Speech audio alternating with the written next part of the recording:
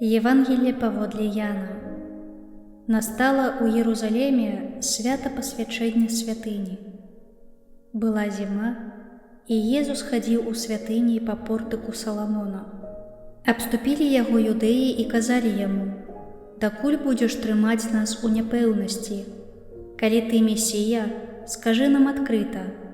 Иисус отказал им: «Я сказал вам, и вы не верите. Справы, якія я чыню у імя Айца майго, сведчаць пра мяне.